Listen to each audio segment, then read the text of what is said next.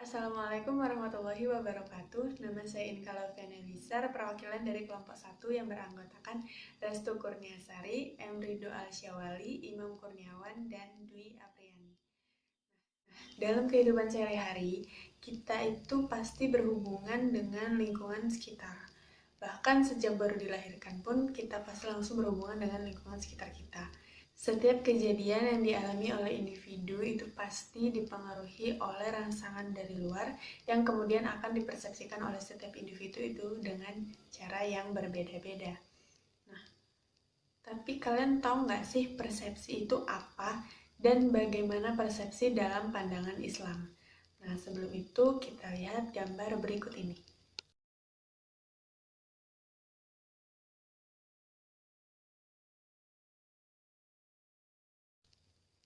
Nah, apa yang bisa kalian lihat dari gambar-gambar yang sudah ditampilkan sebelumnya?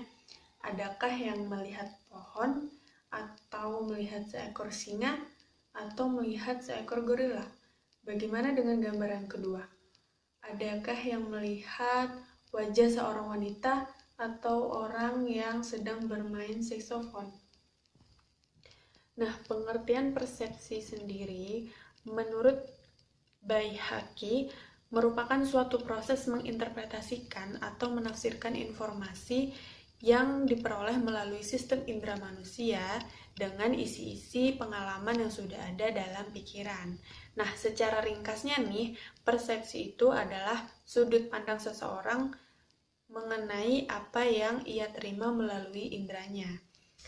Persepsi dalam Islam sendiri sudah banyak disebutkan dalam hadis dan dalam Al-Quran. Nah, Allah Subhanahu wa Ta'ala itu sudah menganugerahkan setiap makhluknya dengan alat indera yang berguna untuk mengetahui apa yang ada di luar dirinya, untuk menjaga dirinya, untuk mempertahankan kehidupannya.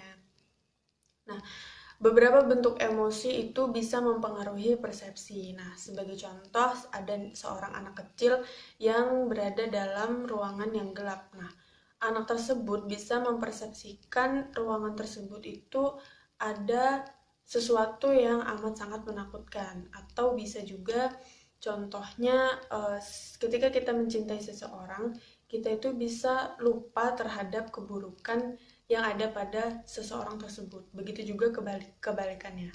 Nah, Rasulullah Shallallahu Alaihi Wasallam sendiri sudah mengisyaratkan bahwa semua dorongan dan emosi yang terdapat dalam diri kita itu bisa mempengaruhi persepsi kita dan menghalangi kita untuk berpikir secara benar. Nah, hal ini sudah disebutkan dalam hadis, ya. Rasulullah Shallallahu Alaihi Wasallam itu bersabda yang artinya cinta kepada dunia merupakan pangkal setiap kesalahan, dan cintamu kepada sesuatu akan menjadikan dirimu buta dan tuli. Persepsi itu merupakan fungsi yang dimiliki oleh manusia dan hewan. Tapi apa sih yang membedakan manusia dengan hewan secara khusus? Nah, Allah Subhanahu wa Ta'ala sendiri itu udah memberikan kita akal untuk membedakan kita manusia dengan hewan. Nah, dengan akal ini manusia bisa meningkatkan persepsinya dan bisa memikirkan sesuatu yang lebih abstrak, misalnya kejahatan, kebaikan, keburukan, kebatilan, dan keindahan.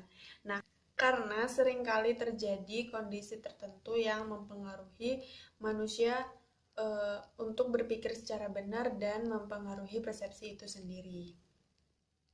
Nah, jadi secara keseluruhan nih, ada dua sarana yang membantu manusia untuk mengamati dan memahami, yaitu panca indera dan akal. Ada 5 poin tentang persepsi dalam Islam yang akan dibahas. Yang pertama ada panca indera dalam Al-Quran.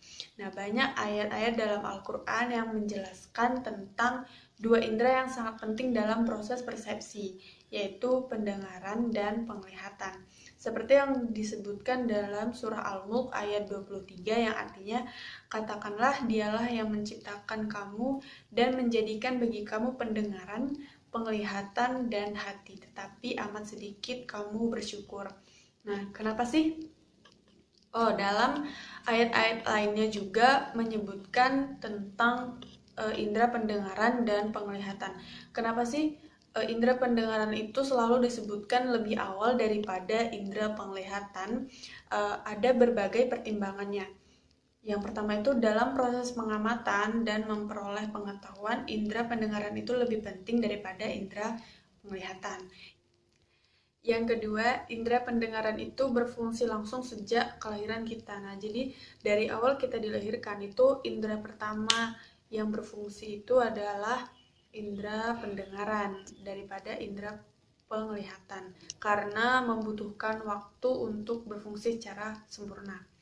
Nah, yang ketiga itu indera pendengaran melakukan fungsinya itu tanpa henti, tidak peduli gelap, terang maupun kita terjaga atau kita tertidur, itu indera pendengaran selalu berfungsi, sedangkan indera penglihatan itu akan berhenti misalnya saat kita tidur. Yang kedua itu ada indera perasa atau kulit. Nah, fungsinya adalah menerima berbagai perasaan seperti panas, dingin, tekanan, sakit ataupun sentuhan. Nah, dalam Al-Quran juga sudah dijelaskan bahwa kulit itu merupakan alat indera untuk merasakan sentuhan yang membantu manusia dalam merasakan sesuatu. Hal ini disebutkan dalam surah Al-An'am ayat 7 yang artinya, dan kalau kami turunkan kepadamu tulisan di atas kertas, lalu mereka dapat memegangnya dengan tangan mereka sendiri, tentulah orang yang kafir itu berkata, ini tidak lain hanyalah sihir yang nyata. Kemudian yang ketiga ada persepsi di luar panca indera atau yang disebut dengan extrasensory perception, yaitu persepsi di luar panca indera. Nah, dalam hadis riwayat Bukhari diriwayatkan bahwa Rasulullah SAW bersabda, apakah kalian melihat kiblatku di sini? Demi Allah, khusyuk dan ruku kalian tidak tersembunyi dariku. Sungguh aku melihat kalian dari balik punggungku. Nah, kemampuan Rasulullah melihat para sahabat dari balik punggungnya saat mereka sedang sujud dan ruku ini merupakan contoh tembus pandang. Dengan kesucian hati dan transparansi spiritual Rasulullah, beliau mampu melihat objek yang berada di luar lingkup pandangannya. Kemudian yang keempat itu ada ilusi. Ilusi itu adalah persepsi yang keliru dan tidak sesuai dengan kenyataannya.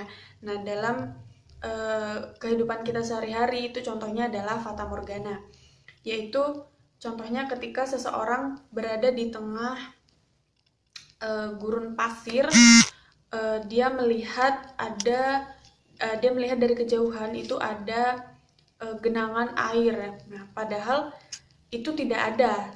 Ketika didekati itu tidak ada. Nah, itu disebut dengan fata morgana. Nah, fata morgana sendiri sudah disebutkan dalam Al-Quran, yaitu di surah An-Nur ayat 39 sebagai perumpamaan atas kesia-siaan amal baik yang dilakukan oleh orang kafir. Ya, pada hari penghisapan nanti, amal mereka itu bagaikan debu yang berterbangan, sebagaimana fata morgana yang dikira air, tetapi begitu didekati itu tidak ada. Nah, yang kelima, poin terakhir itu ada pengaruh motif serta nilai terhadap kedewasaan dan persepsi. Berbagai dorongan dan nilai yang dimiliki oleh setiap orang akan berpengaruh terhadap kedewasaan dan persepsinya. Adanya pengaruh dorongan terhadap persepsi ini dibuktikan dengan terjadinya penyimpangan dan pemutarbalikan hakikat sesuatu. Terkadang orang itu menilai sesuatu dengan baik yang pada hakikatnya itu buruk, begitu juga sebaliknya. Terkadang orang menilai sesuatu itu dengan buruk yang pada hakikatnya itu baik. Hal ini sudah dijelaskan dalam Al-Quran surah Muhammad ayat 14 yang artinya, maka apakah orang-orang yang berpegang pada keterangan yang datang dari Tuhannya sama dengan orang yang menjadikan mereka memandang baik perbuatannya yang buruk itu dan mengikuti hawa nafsunya? Ada kajian psikoanalisis yang membuktikan bahwa manusia itu cenderung tidak memperhatikan sesuatu yang membuat mereka cemas, yang membuat mereka gelisah, serta hal-hal yang bertentangan dengan hawa nafsunya. Hal ini contohnya terjadi pada orang-orang musyrik, yaitu Yahudi dan Nasrani, yang mereka tuh menolak, tidak mau mendengarkan ajaran agama Islam yang dibawa oleh Rasulullah Shallallahu Alaihi Wasallam karena kondisi psikis mereka yang tidak mampu untuk mendengarkan dan memperhatikan isi dari Al-Quran.